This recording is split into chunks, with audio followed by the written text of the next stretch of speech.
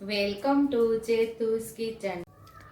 તો આજે આપણે બનાવીશું મિક્સ ભાજી બનાવશું। તો મિક્સ વેજીટેબલ તો તમે ઘણીવાર ખાધું હશે, પણ આજે મિક્સ ભાજી બનાવવાના છીએ। તો એના માટે આપણે અહીંયા ભાજી બીટી અને આ મેથીની ભાજી છે। ભાજી બીટી અને આપણે સુધારી લીધી છે, અને અહીંયા આપણે પાલક લીધી છે। તો એક બંચ આપણે પાલકનો લીધો છે, એટલે પાલક આપણે સુધારી લઈશું અને મૂળાની ભાજી પણ મિક્સ કરશું આવી રીતે। તો આના મૂળાના આપણે પાન કાઢી લઈશું આ, અને દાંડલીનો ભાગ કાઢી અને સરસ એવી આપણે સુધારી લેવાની છે। તો આમાં જાડી દાંડલીનો ભાગ હોય ને એ કાઢીને મસ્ત એવી આપણે ભાજીને સુધારી લેવાની છે। અહીંયા પાલક અને આ મૂળાની ભાજી પાલક, મૂળાની ભાજી અને મેથીની ભાજી ત્રણેય મિક્સ કરવાની છે। અને એક ગાંઠિયો અહીંયા લસણનો ફોલી લીધો છે, 2 ટમેટા આપણે ઝીણા ઝીણા સુધારી લીધા છે, મીઠું અને રેગ્યુલર મસાલાની અંદરથી મસાલાનો ઉપયોગ કરી અને ટેસ્ટી એવી મિક્સ ભાજી બનાવશું આજે આપણે। ભાજીને આપણે આવી રીતે સુધારી લેવા, જે જાડી ડાળખીનો ભાગ હોય ને આપણે કાઢી નાખવાનો છે, એ આવી રીતે કાઢી નાખશું। મૂળાની ભાજીને આપણે સરસ સુધારી લઈશું। આ મેથીની ભાજી સુધારેલી છે એની સાથે જ આપણે સુધારી લઈશું।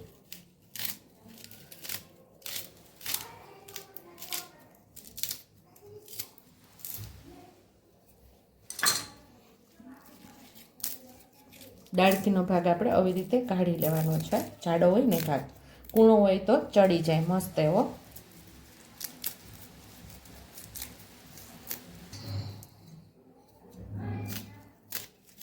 તો બધા મૂળાના પાંદડા જાડી ડાળખી કાઢીને આપણે આવી રીતે સુધારી લઈશું।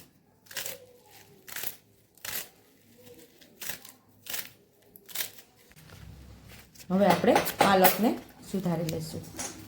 તો બધી પાલકને આવી જ રીતે આપણે સુધારી લેવાની છે।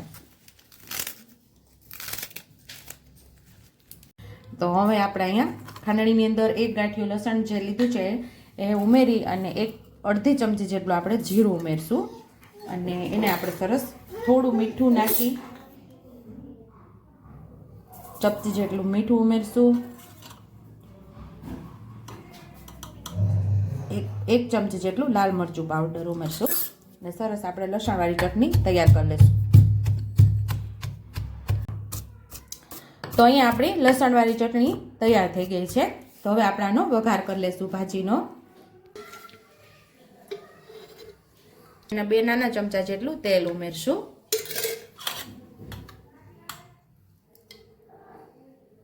થોડી આપણે હિંગ ઉમેરશું, અને લસણવાળી ચટણી જે આપણે ખાંડેલી તૈયાર કરેલી એ આપણે અહીંયા ઉમેરી દઈશું।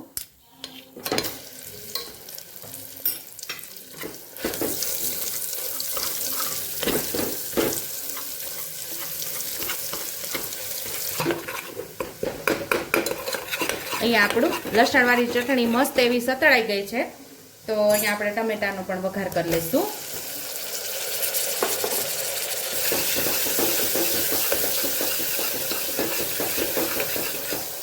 અહીંયા હવે આપણે હળદર અને ધાણા જીરું ઉમેરી દઈશું।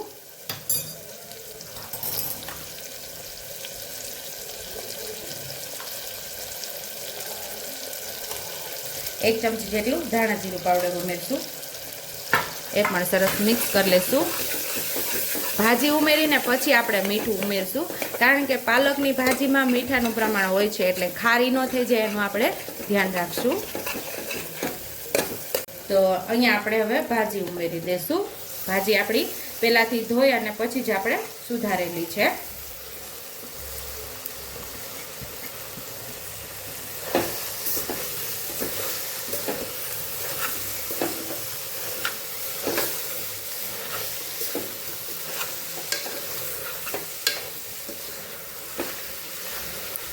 આ મારા દાદીમાની રેસીપી છે। મારા દાદીમાને આવી રીતે મિક્સ ભાજી બહુ જ ભાવતી, અને તમે એકદમ છૂટી પણ બનાવી શકો, એટલે કે કડાઈની અંદર પણ બનાવી શકો છો, અને ઉતાવળ હોય તો કુકરની અંદર પણ તમે બનાવી શકો છો।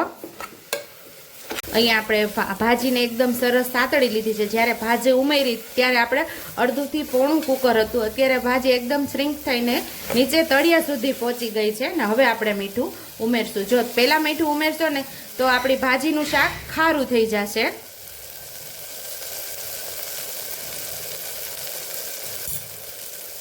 તો અહીંયા આપણે સ્વાદ મુજબ મીઠું ઉમેરશું. 2 થી 3 ચમચી જેટલું આપણે પાણી ઉમેરશું.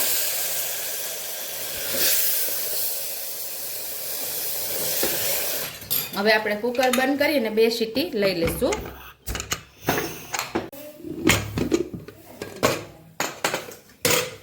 તો અહીંયા આપણી ભાજી મસ્ત એવી પાકી ગઈ છે. તો અહીંયા આપણે ભાજીનો 100 ગણા ટેસ્ટ વધારી દે તેવું આપણે 2 ચમચી જેટલો આપણે અહીંયા ચણાનો લોટ ઉમેરશું. તો આપણે અહીંયા 2 ચમચી જેટલો ચણાનો લોટ ઉમેરવાનો છે, એટલે આપણી ભાજીનો 100 ગણો સ્વાદ વધી જશે. એટલે સરસ આપણે મિક્સ કરી લઈશું અને આપણો ગેસ ચાલુ જ છે.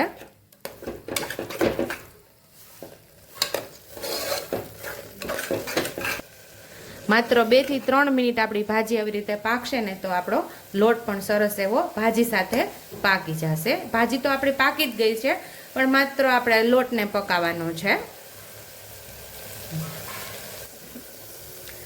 તો અહીંયા આપણે 3 મિનિટ થઈ ગઈ છે અને આપણી ભાજી ટેસ્ટી એવી તૈયાર થઈ ગઈ છે. તો સર્વિંગ પ્લેટમાં હવે આપણે સર્વ કરી લઈશું. તો તૈયાર છે અહીંયા આપણી મિક્સ લોટવાળી ભાજી. જો તમને મારી રેસીપી પસંદ આવી હોય તો મારી રેસીપીને લાઈક કરજો, શેર કરજો, સબસ્ક્રાઈબ કરજો, બેલ આઇકોનને દબાવતા ભૂલતા નહીં અને કમેન્ટ બોક્સમાં કમેન્ટ કરજો કે મારી રેસીપી કેવી લાગી. તો આવજો.